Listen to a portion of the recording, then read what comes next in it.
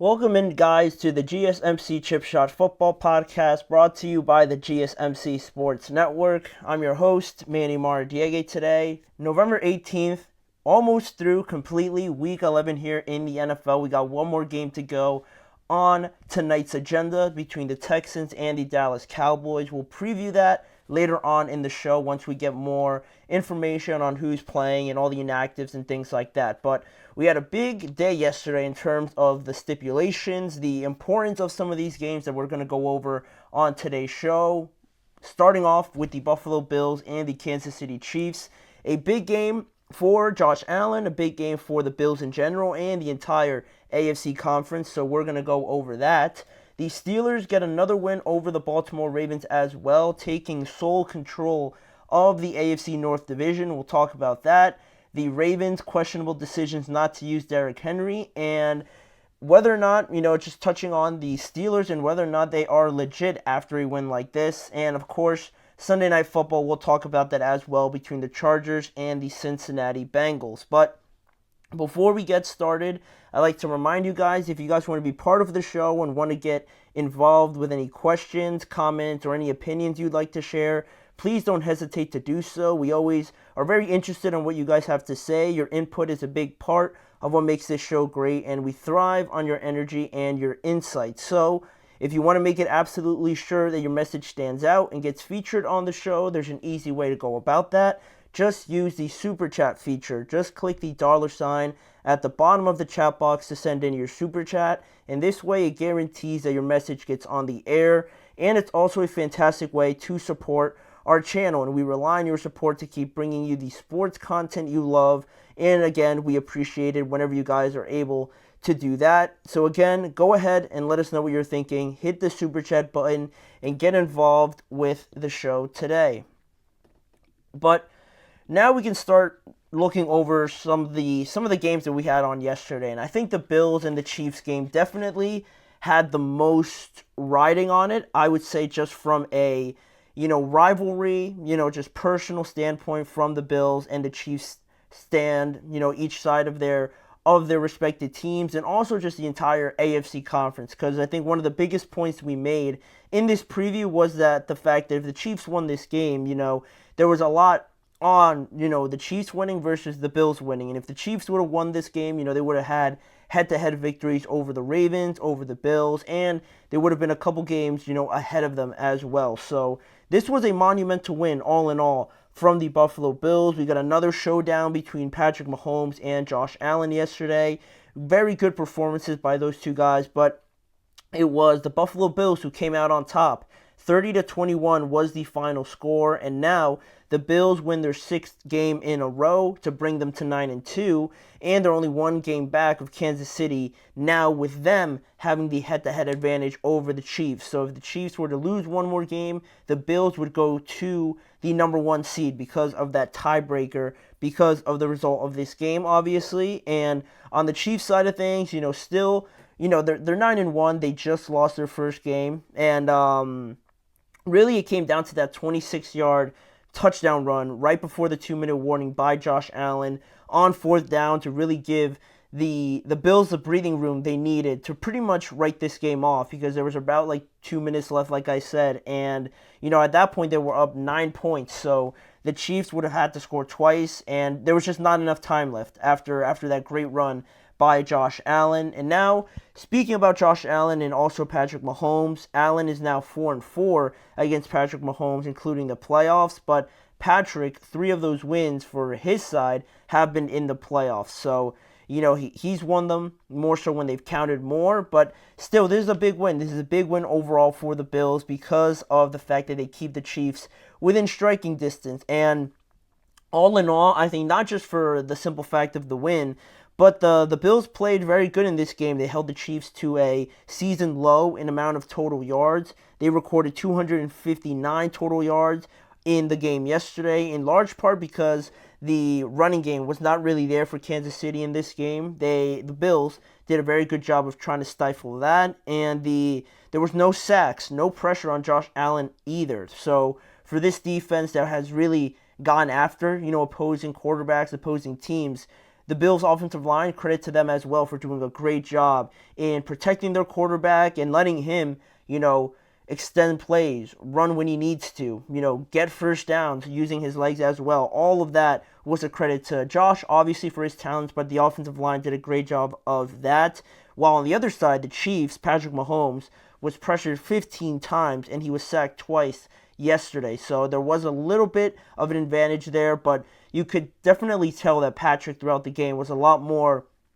I think the pressure definitely affected him a lot more than it did Josh. I never felt that Josh made an errant pass or anything like that, I guess other than the interception. But for the most part, the pocket was pretty clean, and if not, he made a clear decision to go out and run, whereas Patrick, I felt there was a lot more scrambling to do with his performance overall yesterday. And we mentioned Josh Allen and how well he did. The interception, he had a touchdown as well. He also had a rushing touchdown, and he threw for 262 yards on the day. James Cook added another 20 yards rushing, 2 touchdowns as well for him. And Khalil Shakir, he had a monster day yesterday. He had 12 targets, 8 receptions for 70 yards. He didn't score, unfortunately. Curtis Samuel had the only receiving touchdown on the day yesterday. But I thought Khalil Shakir did a lot of great things, especially in the run after the catch scenarios. He got a lot of yak yardage, obviously, and he was extremely hard to tackle. He put the Bills in a lot more manageable situations when they threw him screens, when he got open and he broke a tackle or just dove over for a couple extra yards. I thought all of that was a great showing by Khalil Shakir yesterday, especially when, they got Amari Cooper back, but they were missing guys like Dalton Kincaid and Keon Coleman. So I thought he really stepped up in a big way. Then the Chiefs, Patrick didn't play awful. He had 196 yards. He threw 3 touchdowns and 2 interceptions, unfortunately, for the Chiefs. Kareem Hunt had 60 yards rushing. No rushing touchdowns for them. And Xavier Worthy led all receivers with 61 receiving yards and a touchdown.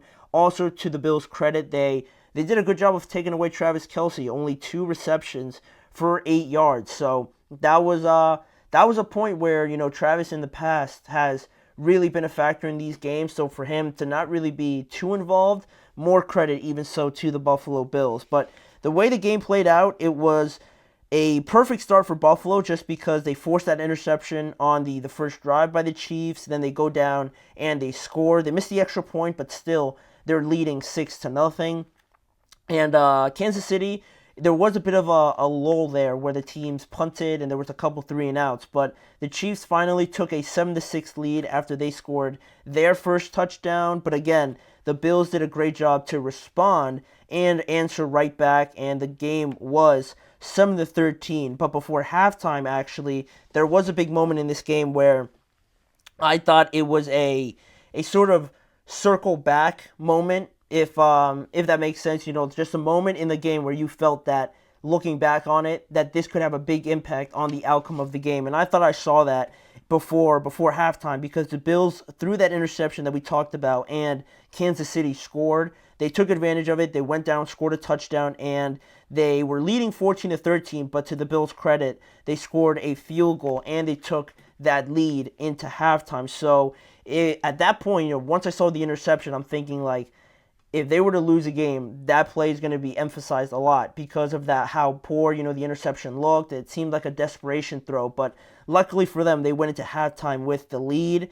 And to start the second half, each team punted twice before the Bills built up even more of a lead, and we're now leading 23-14 at this point after Curtis Samuel's touchdown. But again, the Chiefs not going away. Noah Gray would go and score his second touchdown of the day to keep it a two-point deficit for the Chiefs at that point. But the crucial point, obviously the game-winning moment, was when Josh Allen and the Bills, had that 4th down, and instead of taking a field goal and going up 5 points with very little time left for them to even get the ball back after the Chiefs got the ball back, they went for it on 4th down. Josh not only got the first down, but just kept on going, broke a couple tackles, and made his way into the end zone. That made the score 20-30 with about 2 minutes left. And the way how the game was going, it was always going to be tough for the Chiefs to come back, especially so.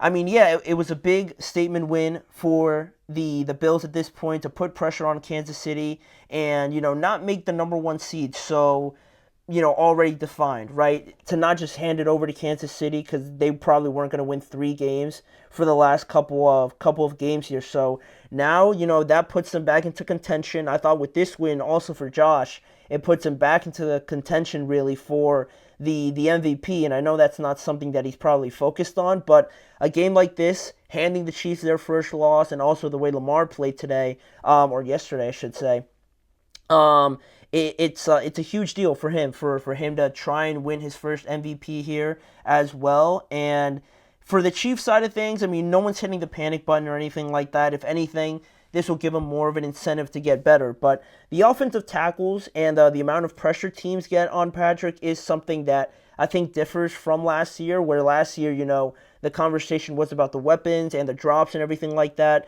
I think this year, the weapons aren't too bad. I mean, Noah Gray is not really mentioned too much, but he always seems to pop up when Patrick needs him to. Travis will show up. He'll have his bad games, but in the playoffs, he'll show up. Xavier Worthy, he had that bad moment where he stepped out of bounds on that big catch that he had, but he's going to get better. They're going to get Hollywood Brown back too. Isaiah Pacheco's just about to come back, so nothing to really think they're going to collapse or anything like that, nothing crazy, but the offensive tackles is something that I'll keep an eye on, and especially because you're talking about the left tackle, right? Patrick's blind side. And if you can't block anybody, just your offensive tackles, you don't have the luxury to do that. You're going to have to bring more people in. You're going to have to chip pass rushers, and it takes away from the options you have, obviously, in the running game. So I think, they're getting by with it. They're winning close games. I'm sure they're going to be favored in a lot of close games going forward. But I think, to the Bills' credit overall, good for them to not hurt themselves, because a lot of times that's how the Chiefs win these close games, where they never mess it up for themselves. It's usually the other teams where they turn it over, they have a bad drive, they punt too many times, and that ultimately cost them the game. But the Bills came in with a good plan. They had a lot of pressure on Patrick, and even though, they had a turnover as well, they forced more pressure, more bad throws, more errant play from the Chiefs. So credit to the Bills. The Chiefs will be all right, and it just makes it more interesting for that number one seed going forward in the AFC that is getting a little bit tight up there, because the next team we're going to talk about, the Pittsburgh Steelers, got a massive win over the Baltimore Ravens. Their biggest test up until this point. I know I said that last week about the Commanders, but the Baltimore Ravens were far and away considered one of the best, if not the best, offenses, and the Steelers' defense shut them down. So we're going to talk about that from the Ravens side of things, but also more on Pittsburgh when we return after this break.